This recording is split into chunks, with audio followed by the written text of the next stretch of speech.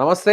నేను Vijay. T20 world కప్‌ని India చాలా సునాయాసంగా న్యూజిలాండ్‌పై గెలిచింది. అయితే అందరూ మ్యాచ్ ముందు వరకు గూడా ఒక టెన్షన్ వెంటాడింది. ఎందుకంటే ఇప్పటివరకు జరిగినటువంటి అన్ని మ్యాచ్‌ల్లో గూడా ఇండియా పోరాడి గెలిచి ఫైనల్ వరకొచ్చింది.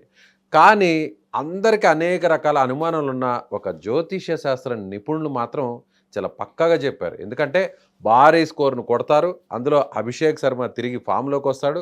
అలాగే బుమ్రా దాదాపు 4 వికెట్లు సాధిస్తాడని ఈయన మ్యాచ్‌కు ముందే చాలా స్పష్టంగా ప్రిడిక్షన్ ఇచ్చారు. అసలు ఆయన ఏం చెప్పారో ఒకసారి ముందుగా విందాం. ఆ తర్వాత ఆ జ్యోతిష్య శాస్త్ర నిపుణుడిని మీకు పరిచయం చేస్తాను. ఎన్ని రన్స్ కొట్టే ఛాన్స్ ఉందంటారు? మొన్న కొట్టిన దాని మీద ఒక 10 శతాబ్దానికి ఒక్కసారే పుట్టేటటువంటి Bumrah Bumrah more than 4 wickets తీస్తాడు. భారతదేశం మనం ఎలాగైనా సరే మనం కప్పు కొట్టుకొచ్చేయడం ఖాయం. బుమ్రా మీదే మొత్తం మ్యాచ్ అంతా కూడా ఉంది. ఎస్, చూసారుగా 300+ రన్స్ కొడతారని ఆయన చెప్పారు. ఆయనతో మాట్లాడదాం. ఆయనే ప్రముఖ జ్యోతిష్య నిపుణులు ప్రొఫెసర్ సత్యనారాయణ మూర్తి గారు. నమస్తే అండి. నమస్కారం అండి విజయ్ గారు. సో సత్యనారాయణ మూర్తి గారు, మీరు ఎలా ఎక్స్పెక్ట్ చేశారు ఏంటి? మీరేమో 250కి పైన, అంటే ఇంగ్లాండ్ మ్యాచ్లో కొట్టిన దానికంటే ఒక అటు ఇటుగా 10 రన్స్ ఎక్కువే కొడతారు, మోర్ దాన్ 300 అన్నారు. అసలు ఎలా చెప్పగలిగారు మీరు? మన జ్యోతిష గురువులు వరాహమిహిరుడు, జ్యోతిష శాస్త్రం యొక్క గొప్పతనం అది. అయితే మనము వీళ్ళందరూ కూడా ఎక్కువ మంది ప్లేయర్స్ అంతా కూడా కుంభరాశి వాళ్ళు, లేకపోతే ఏలినట్ సేన్లో ఉన్నటువంటి వాళ్ళు, ఇలా వీళ్ళు ప్లేయర్స్ ఆడుతున్నారు. అది కూడా ఆడేది వెస్ట్, అహ్మదాబాద్ అనేది వెస్ట్, మనకి వెస్ట్ ఇండియా. సో అక్కడ కూడా దానికి అధిపతి శనీశ్వరుడే. ఆ తారీఖు 8వ తేదీ దానికి అధిపతి కూడా శనీశ్వరుడే. ఆదివారం నాడు మనకి ఈస్ట్కి, అంటే మన ఇండియన్స్కి అడ్డు ఉండదు అసలు. సో ఎప్పుడు ఏ మ్యాచెస్ని మనం చూసుకున్నా కూడా, ఇప్పుడు వాళ్ళు కొట్టింది కూడా చూడండి 255 రన్స్ అనుకోండి. అదే అక్కడే, అంటే ఇప్పుడు ముంబైలో జరిగినటువంటి మ్యాచ్ అయితే, ఇంగ్లాండ్తో జరిగిన సెమీస్లో అయితే మాత్రం అంత స్కోర్ కొట్టారు. ఎందుకంటే అది బ్యాటింగ్ పిచ్, చిన్న గ్రౌండ్. అహ్మదాబాద్లో అసలు అంత కొడతారని మీరు చెప్తే నేనే నమ్మలేదు.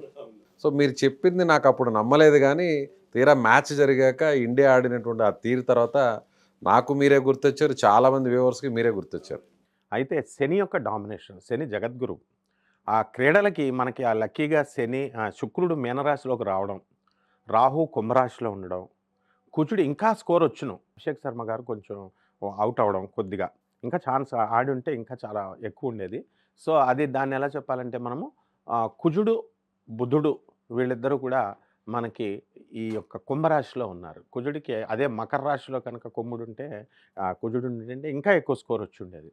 సో ఆ విధంగా మనము మిగతా విషయాలన్నీ కూడా టెక్నికల్ డేటాని బేస్ చేసుకొని, అభిషేక్ శర్మ మేషరాశి అండ్ సంజు శాంసన్ బాగా ఆడాడు. సో అతను కూడా కుంభరాశి. సో ఈ శనీశ్వరుని బ్యాడ్ చేసేసారు అందరూ. శనీశ్వరుడు అనుగ్రహం ఉంటేనే మనకి కొట్టగలుగుతాం. చాలామంది డిప్రెషన్కి వెళ్ళిపోయారు. ఏమో కుంభరాశి జరుగుతోంది కాబట్టి మాకు బాగుండదేమో జాతకాల్లో, లేకపోతే ఏలినట్ శని జరుగుతోంది. ఇలా ఆ శనీశ్వరుడి మీద ఉన్నటువంటి అపోహ పోవడం కోసమే ఈ యొక్క భారత జట్టు మరి విజృంభించింది అని మనం చెప్పాలి. ప్రపంచ కప్పుని శనీశ్వరుడు, అందువల్ల గుజరాత్ కూడా శనికి, అది అహ్మదాబాద్ క్లియర్గా వెస్ట్ పార్ట్ ఆఫ్ ఇండియా. శనీశ్వరుడు యొక్క అనుగ్రహంతో, జగద్గురు అయినటువంటి ఆ అనుగ్రహంతోనే మన భారత జట్టుకి ఇది సాధ్యమైందండి. సో మీరు ఒక మాట అన్నారు, 250+10 అన్నారు, అంటే 260 అన్నారు. తర్వాత వెంటనే మళ్ళీ మోర్ దాన్ 300 అన్నారు. నేను అడిగాను కూడా, 300 కొడతారా? ఒకసారి ఆలోచించండి అండి. 300 అంత ఈజీ కాదు. సో చాలామంది వ్యూవర్స్ ఉంటారు, కామెంట్స్ చేస్తారు, ట్రోల్ చేస్తారని కూడా అడిగాను. సో మీరు పక్కా అన్నారు, కానీ అక్కడ 300 రాలేదు కదా. వాళ్ళు అంత కొట్టడమే చాలా గ్రేట్ అండి. ఆ టెన్షన్లో, అది వరల్డ్ కప్, అది మామూలు చిన్న చిన్న మ్యాచెస్ వేరుంటుంది. సో ప్రపంచ దేశాలన్నిటి మీద ఆధిపత్యాలు సాధించుకుంటూ వచ్చినటువంటి జట్టులు అన్నీ కూడా, అన్నీ ఒక హేమహేమీ లాంటి జట్టులు. అందులో న్యూజిలాండ్ కూడా మంచి ఫామ్లో ఉన్నటువంటి ఇది. అలాంటప్పుడు ఈక్వల్ ఛాన్సెస్ ఉన్నా మనకి 255 కొట్టాం మనం. అంటే 2 + 5 + 5 10 + 2 అంటే 12, 1 + 2 యాడ్ చేస్తే 3 వచ్చింది. మళ్ళీ మనం చెప్పింది 300 అనుకోండి, 3 + 0 + 0 3 ఏమొస్తుంది అంటే గురుడు డెనామినేషన్స్లో అని అర్థం. అంటే మనకి ఆ యొక్క శని వక్రించి మీనరాశిలో ఉండడం వల్ల ఇండియన్ టీముకు ఉన్నటువంటి కలేజా అది. ఎక్కడ ఎవరినైనా సరే ఏ టీం ఇంకా 3 టీమ్స్ ఉన్నాయి. అవకాశాలు లేక భారత టీంలు వెయిట్ చేస్తున్నారు. ఇండియా ఫామ్‌లో వరుసలో కొట్టుకుంటూ వస్తుంది.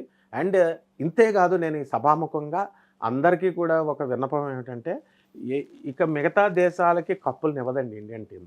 ఇది కూడా మనం నెక్స్ట్ ఇంటర్వ్యూస్‌లో సో మనకి నెక్స్ట్ ఇయర్ లో జరిగేటువంటి మెయిన్ వన్డే వరల్డ్ కప్ కూడా మందే అంటారా? మందే. దేనికి కూడా ఎట్టి పరిస్థితుల్లో ఇండియా ఛాన్స్ లేదు. ఎందువలంటే ఇండియన్ యువత ఆనాటి సునీల్ గవాస్కర్ దగ్గర నుంచి, కపిల్ దేవ్ దగ్గర నుంచి, గంగూలీ, ధోని, ఇలా మన రోహిత్ శర్మ, వీళ్ళంతా కూడా ఆ తరం నుంచి సూర్యకుమార్ యాదవ్ కెప్టెన్కి అదృష్ట కెప్టెన్. ఇక్కడ ఇతను మనకి జస్ప్రీత్ బూమ్రా ఉన్నంత వరకు. బూమ్రా విషయాన్ని కూడా ప్రస్తావించాలి. సో మీరు ఏమో అన్నారు, బూమ్రా అనేది జనరేషన్ బౌలరు. సో ఎన్ని వికెట్లు తీస్తాడు బూమ్రా కానీ రాణిస్తే ఖచ్చితంగా మందే విజయం అన్నారు. ఎన్ని వికెట్లు అంటే 4 వికెట్లు అని మీరు చాలా స్పష్టంగా చెప్పారు. సో T20లో 4 ఓవర్స్ వేస్తారు. ఆ 4 ఓవర్స్లో 4 వికెట్స్ తీయడం అనేది చాలా అరుదు. సో ఫస్ట్ టైం 4 వికెట్స్ తీశాడు బూమ్రా. తరానికి ఒక్కళ్ళు పుడతాడు ఇటువంటి వాడని. అందువలన బూమ్రా ఒక మంత్రగాడు. ధూమావతిలాగా బూమ్రా ఉన్నంత వరకు భారతదేశానికి అడ్డు లేదు. ఇప్పుడే కాదు, ఏ మ్యాచ్లో అయినా సరే. అది రాహువు. ఆ రాహువు మనకి 4 నెంబరు. అందువలన ఆ రాహు మన కుంభరాశిలో ఉండడము, ధనుస్సు రాశి వారికి అందరికీ కూడా ఈ యొక్క రాహువు తృతీయ స్థితిగతుడై ఆయన చాలా లాభాలను చేస్తాడు ధనుస్సు రాశి వారికి. అందుకే భారతదేశం కూడా భాక్షరం రాహు క్రీడాకారుడు, క్రీడల్ని ఎంకరేజ్ చేస్తాడు. కాబట్టి భారతదేశం గెలుస్తుంది. ఈ మ్యాచ్ ఒక మ్యాజిక్ అని చెప్పాలి, ఒక లాజిక్ అని చెప్పాలి.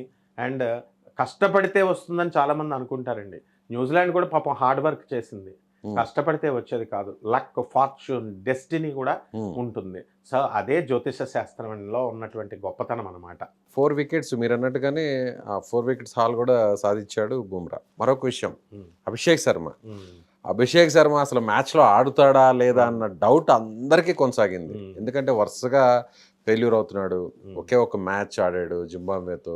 ఆ తర్వాత ఏ మ్యాచ్లో కూడా ఆడలేదు. వరుసగా 3 సార్లు డక్అవుట్. మీరు మాత్రం ఖచ్చితంగా అభిషేక్ శర్మ ఆడుతాడని చెప్పారు. అందులో కూడా ఫామ్లోకి వస్తాడని కూడా చెప్పారు. సో అది ఎలా సాధ్యమైంది? కోచ్ ఎవరండి? గౌతమ్ గంభీర్. ఆయన గా గీ శతభిష నక్షత్రం రాహుకు సంబంధించిన వాడు. ఆయన ఎలా వదులుకుంటాడు? మేషరాశి మనవాడు అభిషేక్ శర్మ మేషరాశికి చెందినటువంటి వాడు. సో లాభంలో గౌతమ్ గంభీర్ ఖచ్చితంగా అతను సెలెక్ట్ చేసుకుంటాడు. అందువల్లనే మనకి అతను ఫామ్లోకి రావడము అనేటటువంటిది ఏలినాటి శని. కాబట్టి ఏలినాటి శనిలో జరుగుతున్నటువంటి మేషరాశి వారికి మరి ఈ యొక్క శుక్రుడు విపరీతమైన బలంతో 12వ స్థానంలోకి మీనరాశిలోకి వచ్చేసాడు. ఉచ్చ స్థితిలో ఉన్నాడు. కాబట్టి ఖచ్చితంగా అతను ఫామ్లోకి రాగలుగుతాడని మనం అంచనా వేయగలిగాం. సో మన ఋషులు ఇచ్చినటువంటి ఈ ఆర్ష సంస్కృతి, ప్రాచీన జ్యోతిష శాస్త్రానికి తోడుగా మోడర్న్ ఫిజిక్స్ని కూడా జత చేశాం. ఇప్పుడు ఆ గ్రహాల యొక్క స్పీడ్, ఆ రోజున మీకు విచిత్రం ఏంటంటే అమృత గడియల్లో మ్యాచ్ జరిగింది. అదే చూడండి, నేను అన్న టాస్ వస్తే వాళ్ళు బౌలింగ్ కోరుకోవడమే వాళ్ళు చేసిన మిస్టేక్. ఇండియన్స్కి ఎప్పుడూ కూడా ఫస్ట్ బ్యాటింగ్ ఇవ్వకూడదు, చెలరేగిపోతారు. ఇండియన్ బ్యాటింగ్లో వెరీ వెరీ స్ట్రాంగ్. కాబట్టి వాళ్ళ గొయ్య వాళ్ళే తవ్వుకున్నట్టుగా వాళ్ళు ఏం చేశారంటే బౌలింగ్కి ఇచ్చుకున్నారు. అండ్ ఫీల్డింగ్లో కూడా వాళ్ళు చాలా స్ట్రాంగ్. అయినప్పటికీ కూడా మనకి ఈ యొక్క ఇండియన్ టాస్ కనుక బ్యాటింగ్ ఫస్ట్ వస్తుంది, వచ్చినట్లయితే విజయం మంది అని చెప్పగలిగాం. సో ఈ యొక్క శుక్రగ్రహం కానీ ఆ రోజు ఉన్నటువంటి అమృత గడియలు 6:52 నుంచి స్టార్ట్ అయింది. 7 గంటల నుంచి 8:30 వరకు. సో ముహూర్త బలం కూడా బ్రహ్మాండంగా ఉంది. అభిజిత్ లగ్నం అనేది ముందొచ్చినా అప్పటికి ఈ యొక్క అమృత గడియల్లో మన వాళ్ళకి ఛాన్స్ వాళ్ళే ఇచ్చేసారు. అందువలన ఇవన్నీ క్రోడీకరించుకున్న తర్వాత మోడర్న్ సైన్స్ యొక్క సహాయంతో వెలాసిటీస్ ఆఫ్ ద ప్లానెట్స్ ఆ రోజు ఉన్నటువంటివి ఇవన్నీ మనం పరిగణలోకి తీసుకొని చిన్న కృషిగా మనం ప్రేక్షకులకు, మన ఇండియన్ క్రికెట్ లవర్స్కి మనం చెప్పగలిగామండి. రైట్ అండి, థ్యాంక్ యూ సో మచ్. నమస్తే. సో చూసారుగా, సత్యనారాయణ మూర్తి గారు చాలా కాన్ఫిడెంట్గా చెప్పారు. సో మ్యాచ్కు ముందు కూడా ఇదే కాన్ఫిడెంట్గా చెప్పారు. ఆయన చెప్పినట్టుగా ఆల్మోస్ట్ జరిగింది. సో రాబోయేటువంటి వన్డే వరల్డ్ కప్ కూడా తిరిగి మళ్ళీ ఇండియా గెలుస్తుందని ఆయన చెప్తున్నారు. సో అప్పుడు చూద్దాం నిజంగానే సత్యనారాయణ మూర్తి గారు చెప్పింది నిజమవుతుందా లేదా కూడా సో మనం వేచి చూడడానికి మరికొంత సమయం అయితే ఉంది. సో మీకేమనిపిస్తుంది? ప్రీవియస్ వీడియో చూసినటువంటి వారందరూ కూడా ఇప్పుడు సత్యనారాయణ మూర్తి గారు ఏం చెప్పారో దాన్ని బట్టి మీ అభిప్రాయాన్ని కామెంట్ చేయండి. Thank you so much.